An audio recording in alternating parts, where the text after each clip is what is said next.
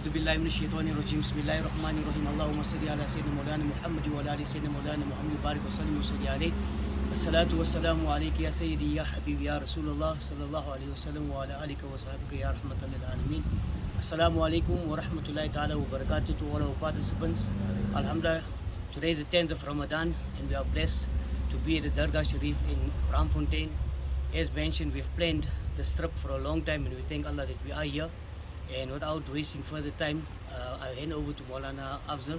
He will explain the tartib, the method of coming into the Dargah, inshallah khair. Maulana. Assalamu alaikum wa rahmatullahi wa barakatuh. Alhamdulillah, today we are blessed to be at the Mazar of Sheikh Jablil Jafar and Sheikh Yusuf Rahmatullah alayh at the BRAAMFONTEIN Mazar in Johannesburg. The first thing is, we all the time we say we're going to the Mazar. I would like to explain to you what is the meaning of Mazar.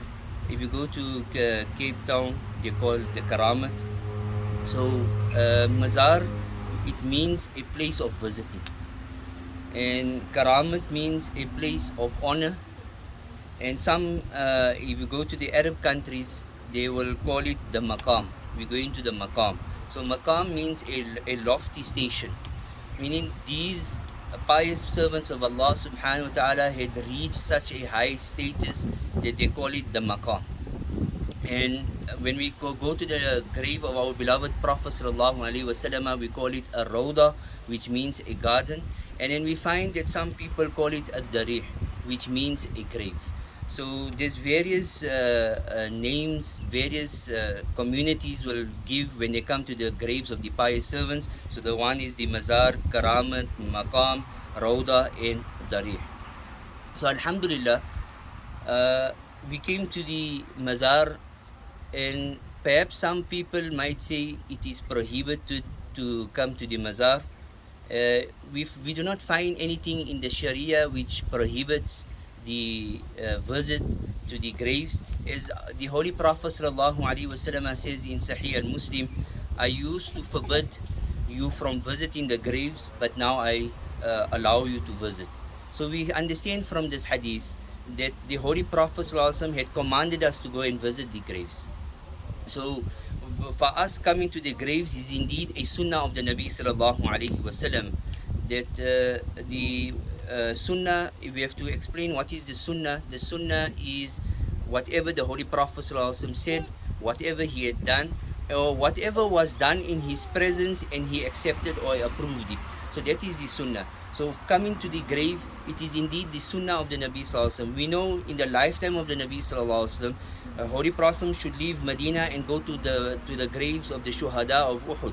So it is a sunnah of Nabi sallallahu alaihi wasallam to travel to the graves. Many people say no, you cannot travel anywhere. You can, because of the hadith of the Nabi sallallahu alaihi wasallam. We find that some people go to Baghdad, some people go to Ajmer and various other mazars or karamats of the awliya. So some people will say no, the hadith of the Nabi sallallahu alaihi wasallam is that you cannot travel except to three masajid, to Masjid al-Haram, to my masjid and to Masjid al-Aqsa. So Mullah Ali Qari, who is one of the great Hanafi scholars, he explains this hadith and he says that the prohibition is not to go to the mazars. He says the hadith is talking about as far as the excellence, that those people who intend to visit a masjid, they should know that these three masjids has great merit and great reward. It is not showing that to travel to a mazar or to a grave, it is prohibited, because the Holy Prophet said, I used to forbid you from visiting, now I have allowed you to visit the graves.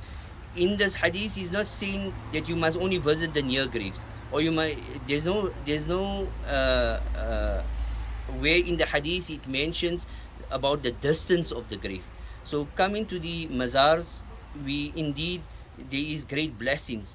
And why do the people come to the mazars? We know wherever the pious servants of Allah subhanahu wa ta'ala are, we find that Allah subhanahu wa ta'ala blesses those places. For example, when we look in the Holy Quran, when we look at the incident of Sayyidah Maryam, where she was living in the or staying in the room, and Sayyidina Zakaria should always visit Sayyidah Maryam. And Allah subhanahu wa ta'ala mentions this in the Holy Quran. كُلَّمَا دَخَلَ عَلَيْهَا زَكَرِيَّا الْمِحْرَابِ وَجَدَ إِنْدَهَا رِزْقًا. That whenever Sayyidina Zakaria alayhi salam should visit Sayyidah Maryam in this room, he should find that she should get provisions. Meaning, no one should enter the room. There was no access to the room except Sayyidah Zakaria. And whenever he should find next to Sayyidah Maryam, he should find some provisions. And Allah subhanahu wa ta'ala further on says in this in the Holy Quran regarding this, هُنَالِكَ دَعَا زَكَرِيَّا. Allah specifies that هُنَالِكَ, at this place of Sayyidina Zakaria alayhi salam, or this place where Sayyidina Maryam was, Sayyidina Zakaria made dua.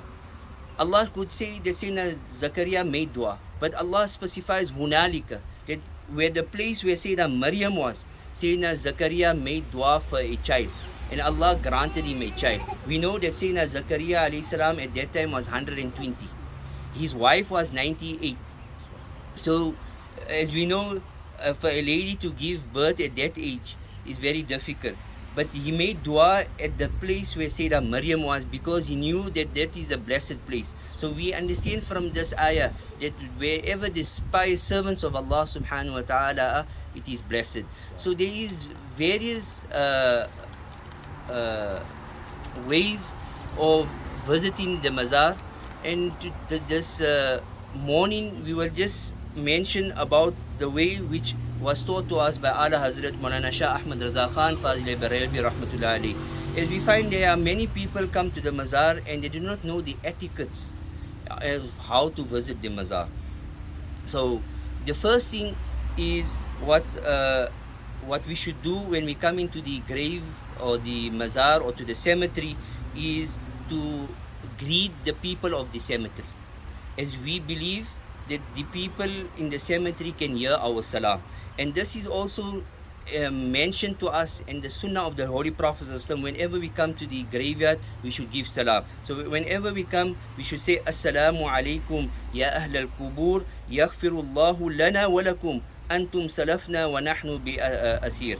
So the hadith of the Nabi Sallallahu Alaihi Wasallam is talking about whenever we come to the graveyard, we should give salam. So when we give salam, we say, peace be upon you, O inhabitants of the grave. May Allah forgive us and forgive you.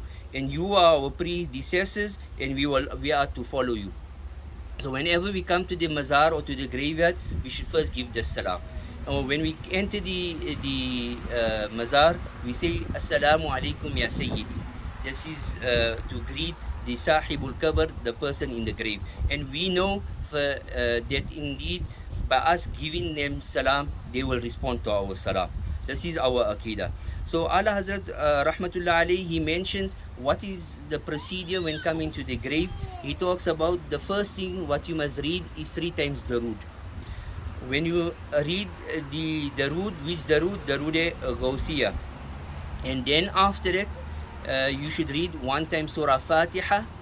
Then you will read Ayat al-Kursi once, and then 7 times Surah Ikhlas. And after reading Surah Ikhlas, then you will read 7 times Darood Gawthiyah. And if you have time, then you can read Surah Yasin, and you can after reading Surah Yasin, you can read Surah Mulk.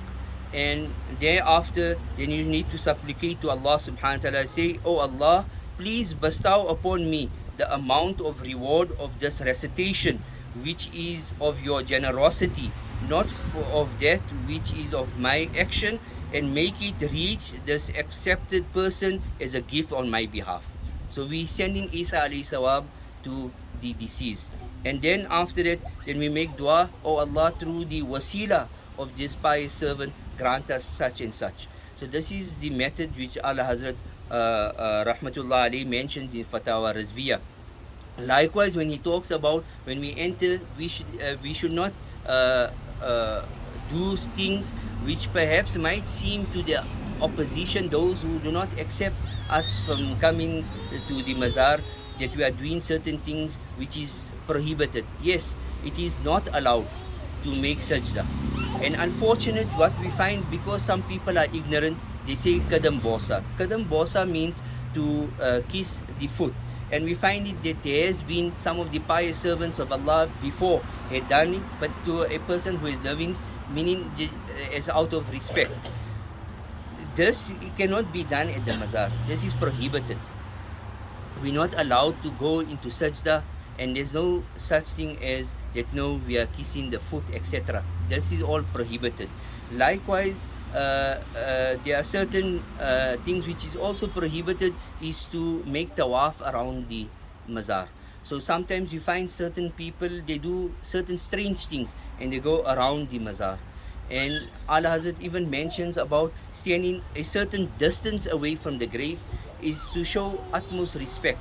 Because sometimes we find that certain people are in a state of impurity and they come to a place where the blessings of Allah are. So he mentions that certain etiquettes when coming into the mazar. We make dua that Allah subhanahu wa ta'ala accept our efforts, and may Allah subhanahu wa ta'ala accept our hadiri at the mazar of the pious servants of His. Shukran wa salamu alaikum. Jazakallah to Maulana for the discourse. Obviously there's so much more to speak about it. There's even points with regards to putting on flowers on the Dargah Sharif, to put on chadar on the Dargah Sharif, but inshallah we'll leave that for another day. So Jazakallah to Maulana, Jazakallah to everybody who's made the time available to come in and participate for today's Dargah Sharif visit. May Allah accept it, inshallah. So we will just round up by opening up the door to show the participants that we are at the Dargah Sharif by Sheikh Javli Jafar, and we'll close the video on that, inshallah. Muhammad Zaruddin.